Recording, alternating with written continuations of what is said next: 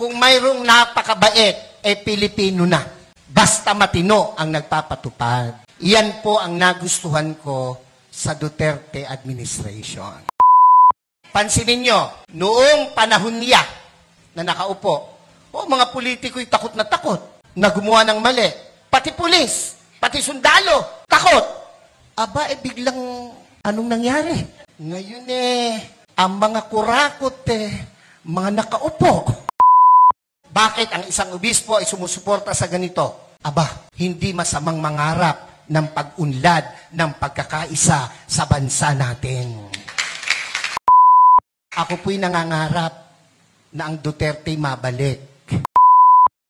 Pag naka-red, tigil. Kahit walang lumalakad na sasakyan, walang tumatawid. Ilalayo pa natin sa Subic ang Pilipino pag nasa Subic, ang babait. Law-abiding citizen. Ang tanong, bakit? Alam nila kasi, hindi sila paglalaruan, hindi sila bibiruin ng gobyerno sa Hong Kong. Naran po ba kayo? Ang totoo niyan, yung katabi mo, matino yan. Pakisabi mo sa katabi mo, matino yan. Pag matino ang nagpapasunod. Amen po ba? Amen po ba?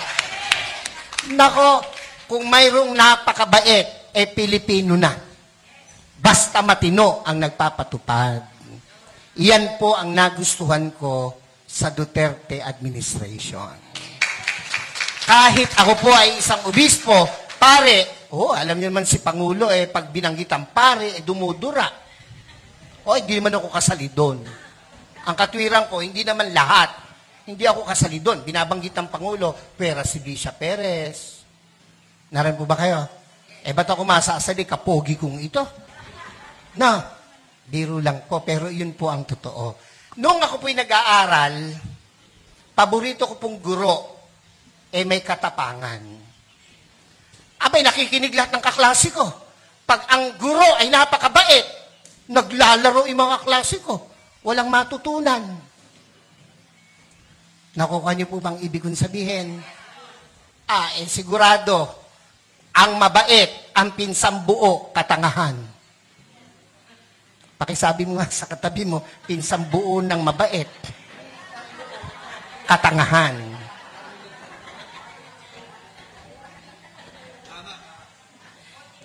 Ako po ay isang professor din by profession. Isa po ako sa kinatatakutan ng mga estudyante. Pag ako po'y naglalakad sa koridor, nauubos ang estudyante. Pag pumasok ako sa pintuan, tahimik, para mga pinitpit na luya ang mga bata. Pero isa lang ang aking sinisigurado, may matututunan ang mga bata sa akin. Kaya po, ako ay kinatatakutan, pero pinakamamahal ng mga estudyante. Naran po kayo. Naran po kayo. Ako po'y nangangarap na ang Duterte mabalik. Yung mga hindi pumalakpak, bahala kayo. Naran po kayo. Pansinin nyo, noong panahon niya na nakaupo, mga politiko'y takot na takot na gumawa ng mali. Pati pulis, pati sundalo, takot. Aba, biglang anong nangyari? Ngayon ang mga kurakot mga nakaupo. Naran po kayo? Ako, tayo may hindi pinanganak kahapon. Alam natin yan. Bakit ang isang obispo ay sumusuporta sa ganito? Aba, hindi masamang mangarap ng pag-unlad ng pagkakaisa sa bansa natin. Kung hindi tayo magsasalita at kikilos, kung hindi tayo magpapakita ng puwersa, ng lakas, sino ang gagawa nito? No, kung palakpak lang, hindi mo magawa, lalo na sa rally, hindi mo kaya. Yung makasigaw ng Amen! Oy, yan yung matatapang. Yung mga hindi nakikain lang yun. Yung mga ganon, yung mga kumain lang yun ng kanin at ulam kanina. Nakakalimutan na. Dapat, ito ang tandaan nyo. ang buhay natin minsan lang. Pakisabi mo sa katabi mo, mamamatay ka rin. Sabihin mo, malapit na. Pero, bago mamatay, napakagandang nagparinig ka, nagparamdam ka para sa bayan. Yun ang pinakamahalaga sa lahat. Amen po? Ako po, hindi takot, makulong, mabugbog, basta't iparamdam mo yung gusto mong iparamdam. Babae, gusto mo, maganda, mayaman, sexy! Gustong-gusto mo. Sa tuwing nakikita mo, nagpupunta ka ng kubeta. Hanggang kubeta ka na lang. Hindi ka magtatapat, hindi ka magpaparamdam. Pag dumaan na ganun, simulan mo sa kindat. Simulan mo sa dila. Hanggang sabihin mo, crush kita. Hindi ka man tanggapin, at least nagparamdam ka. Mga Bulakenyos, mga kasama kong taga-Caloocan, Zambales, Pampanga, aba, hindi masama na suportahan natin itong rallying to. Yung iba na pe-pressure ng kung sino. Natural lang yon. Ang nami-pressure sa kanila, siguro nasa taas. Dahil kung nasa baba, hindi nila papansinin. Pero, aba tayong malaya, huwag tayong pa-pressure kahit kanino. Minsan lang ang buhay natin. No, sabi mo sa katabi, mamamatay ka rin. Sabi mo, mamaya lang. Wag.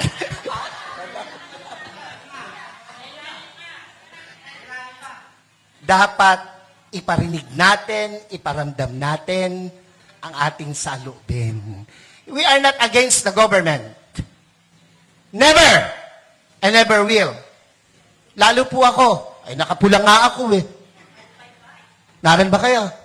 Pero, kailangan nilang makita, kanilang dapat marinig, ang dapat makita at marinig.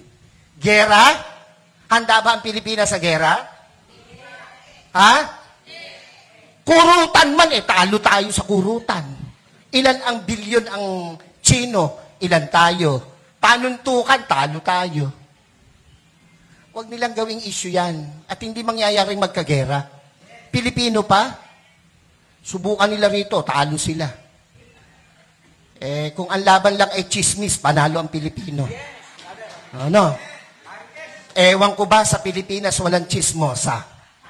Wala ano? Mamatay na sana, Lord, yung mga nagsisinungaling.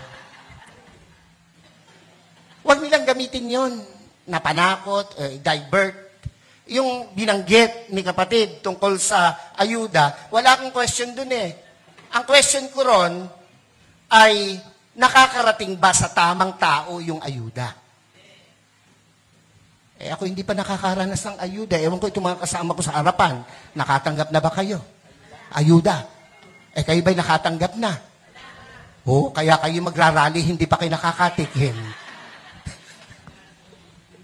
Ako pinagbibiro lang, pero yan po'y katotohanan. Kung napupunta sa tama. Yan lang panahon ni Pangulong Duterte, kino-question ko na ang, sana ito'y mapalabas, makuha ng SMNI. Yung binibigay natin sa 4-piece. Yung dole, yung mga tupad na nagwawalis at nagdadamo. 1 oras lang ang naipapile 8 hours.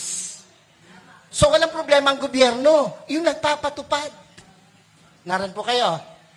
Yung 4-piece, hanapin mo mga nanay, isinasanla yung card. Nangagsusugal. Kung ang binibigyan ba niya ay matitinong kagaya ng nasa harapan ko ngayon, yung mga hindi nag-yes, bahala kayo. Ako'y nangangarap ng maganda sa inyo, kayo hindi nangangarap. Naran po ba kayo? Hindi ako against dyan, pero dapat tama ang binibigyan. Naran po kayo? Pag dumaan sa politiko, dole, ang magwawalis, mayayaman pa sa amin. Pero, naka-uniform, nasa lilim, nagkikwentuhan. Ang pinagkikwentuhan, ganito lagi. Alam mo ba? Yun mga introduction ng mga chismoso. Alam mo ba? Alam niyo ba? O tango naman. Hindi tayo papayag na hindi natin iparinig, iparamdam, ipakita ang dapat nating ipakita sa bayang Pilipinas na ating minamahal. Ako po, kung matetreten sila sa pagtakbo ng mga Duterte, matreten sila. Bakit? Matitino yung Duterte. Ako po, kahit obispo, nung panahong iyan ay lumalaban, ako po'y kasama. Ako po'y nangitim. Ako'y inalukan na maupo sa cabinet. Hindi ko tinanggap. Ang gusto ko'y makita siyang namamahala. Kung anong ginawa niya sa Davao, gawin niya sa Pilipinas. At ginawa niya sa Pilipinas. Mabalik yun, ako po ay matutuwa. Umani naman ito ng iba't ibang reaksyon mula sa ating mga netizens. Ayon kay Rhea Elman, walang kapantay sa mga Duterte. VP Sara, ikaw ang pag-asa ng mga Filipino. Pahayag naman ni Randy Santiago, salamat po Bishop sa pag-support sa mga Duterte. Muntik na akong maiyak sa mga sinasabi mo. Ibalik ang Duterte para sa bayang Pilipinas at sa ating mga Pilipino. At ito naman ang saloobin mula sa ating kababayan na si Alumina de Barbes. Yes Bishop, I salute to you. Ibalik ang mga Duterte, lalo na si VP Sara Duterte, our next president. Mga kababayan, feel free to comment below para maglabas ng saloobin sa balitang ito.